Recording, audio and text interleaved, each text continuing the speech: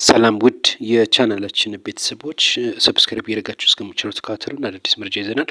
የቱርኩ መሪ አዲስ አበባ ገብተዋል። እንደዚሁም ደግሞ ግርማ ዋቄ በዩጋንዳ እንግዲህ ተመርጠዋል፣ ባለስልጣንም ሆነዋል። ስለሱ ነግራችሁ። እንደዚሁም በአፍሪካ ህብረት ምንድን ነው የተፈጠረው ሰፋ ያለ መረጃ አለ። እነዚህና ሌሎች ይዘናል። ሰብስክራይብ ያደረጋችሁ አብራችሁን ቆዩ። የቱርኩ ፕሬዚዳንት ረሲብ ጣይብ ኤርዶጋን ወደ አዲስ አበባ አቅንተዋል። አዲስ አበባ ሲገቡ ከፍ ያለ አቀባበል ተደርጎላቸዋል በዶክተር አብይ አህመድ ማለት ነው። እንደዚሁም በርካታ እንግዶች በተገኙበት አቀባበል ተደርጎላቸዋል። የውጭ ጉዳይ ሚኒስተር እንደዚሁም የተለያዩ ባለስልጣናት በተገኙበት ነው እንግዲህ ዶክተር አብይ አህመድ በዋናነት ማለት ነው ሞቅ ያለ አቀባበል እንዲደረግላቸው ማድረጋቸው የተነገረው። ቱርክ እንግዲህ ከኢትዮጵያ ጋር ወዳጅነት ከፈጠረች በርካታ ዓመታት ወይም ግማሽ እንግዲህ ወደ 50 ዓመት በላይ አልፏታል የተባለው በ1926 አካባቢ ነው ለመጀመሪያ ጊዜ በአዲስ አበባ ኤምባሲዋንም የከፈተችው በንጉሱ ጊዜ ማለት ነው። እንግዲህ ከአፍሪካ ለመጀመሪያ ጊዜ ነው በነገራችን ላይ ኤምባሲዋን የከፈተችው በአዲስ አበባ ማለት ነው ቱርክ ማለት ነው።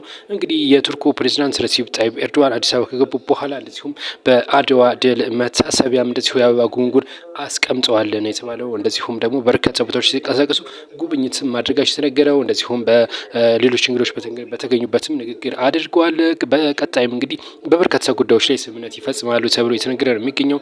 ቱርክ ለኢትዮጵያ በርካታ ድጋፍ እንደምታደርግ ይታወቃል። እንደዚሁም ደግሞ በኢንቨስትመንትም ወደ 2.5 ቢሊዮን የሚጠጋ ኢንቨስትመንት አድርጋለች የተባለው። ይህም ወደ 20 የሚጠጉ ሰራተኞችም የስራ እድል ፈጥሯል ነው የተባለው። በርካታ ጉዳዮችም እንደዚሁም በበርካታ ጉዳዮች ላይ እንደሚወያዩና እንደዚሁም ደግሞ በምን ጉዳዮች ላይ እንደተወያዩና እንደተፈራረሙም ጭምር መረጃው ከደረሰ የምናደርሳችሁ ይሆናል። እናንተ ግን ይህ መረጃ ሰብስክራይብ እና ላይክ እንደዚሁም ኮሜንት ያደርጋችሁ እስከ መጨረሻ አብራችሁን እንድትቆዩ፣ አስተያየት ካላችሁ አስተያየት እንድታስቀምጡ እንጠይቃችኋለን። መልካም ቆይታ። ብዙዎች መነጋገሪያ የሆነ አንድ ቪዲዮ ወጥቷል። ከአፍሪካ ህብረት አዳራሽ ስብሰባ ውስጥ ማለት ነው። አንድ ባለስልጣን በስብሰባ ወቅት ላይ ጌም እየተጫወተ የሚያሳይ ቪዲዮ መውጣቱን ተከትሎ ብዙዎች በዚህ ቪዲዮ የተናገሩበት ነው የሚገኘው። በምስሉ ላይ እንደምትመለከቱት ማለት ነው። ይህ ሰውዬ እንግዲህ ከፍተኛ የአፍሪካ ባለስልጣን እንደሆነም ነው የታወቀው ማለት ነው። ነገር ግን እሱ በስብሰባ ወቅት ስልኩን አውጥቶ ጌም እየተጫወተ ነበረና በዛውን ወቅት ነው በቪዲዮ ቀርጸው ከወጣ በኋላ ብዙዎች በዚህ ጉዳይ የተናገሩበት ነው የሚገኘው። ሀሳባቸውን እየሰጡበት ነው የሚገኘው። በዚህ ጉዳይ የአፍሪካ ባለስልጣናት ምንም አይነት አንድም አይፈይዱም ማለት ነው፣ ዝም ብለው ነው የሰበሰቡት ማለት ነው የሚል ከፍተኛ ትችት እየቀረበባቸው ነው የሚገኘው በዚህ ሰውዬ ምክንያት ማለት ነው። እናንተ በዚህ ጉዳይ ምን አሰባላችሁ? ነገር ግን በስብሰባው ወቅት ላይ ብቻ ማለት ነው በአዲስ አበባ ምን ያክል ሰዎች እንደተሰቃዩ የሚታወቅ ነው። በስብሰባው ምክንያት ማለት ነው መንገድ ተዘጋግቶ መገናኛ አካባቢ ያሉ እንደዚሁም በቦሌ አካባቢና በተለያዩ ቦታዎች ላይ ያሉ ያውቁታል ያንን ችግር ማለት ነው። እናም ይህ ሰውዬ ግን በስብሰባ ወቅት ስልኩን ከፍቶ ጌም መጫወቱ ምን ያክል ንቀት ነው የሚልም እንደዚሁ ትችት እየቀረበበት ነው የሚገኘው። እናንተ ምን ትሉታላችሁ? ይህን ሰውዬ ሀሳብ አስተያየታችሁን ማስቀመጥ ትችላላችሁ። እኛ ግን መረጃውን አደረስንላችሁ። ሰውየው ግን በጣም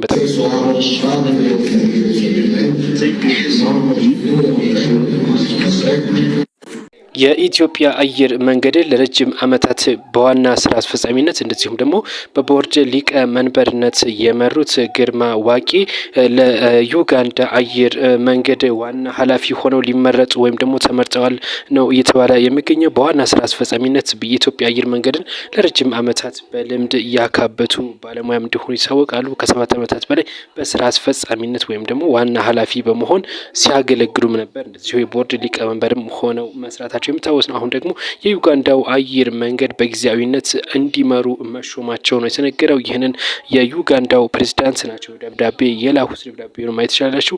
የዩጋንዳው ፕሬዚዳንት ዩዌሪ ሙሴቬኒ ናቸው በተፈረመ ደብዳቤ ለዚህ ለአቶ ግርማ ዋቄ ደርሷቸዋል የተባለው። እንግዲህ አየር መንገዱን እንዲመሩ ፍቃድ ተሰጥቷቸዋል። ነገር ግን እሳቸው እኔ አየር መንገዱ ለበርካታ ዓመታት መምራት ፍላጎት ወይም አቅም ባይኖረኝም ነገር ግን ይሄ ጥሩ አቅም እስከምታገኙ ድረስ ላደራጅ እችላለሁ ሲሉ ነው ለቀረበላቸው ጥያቄ ምላሽ የሰጡት ማለት ነው። አክለውም ይሄ ስራ ብዙም ጊዜ የማይፈጅ ነው፣ ነገር ግን በሳምንት 2-3 ቀን እየሄድኩ እሰራለሁ ሲሉም ገልጸዋል።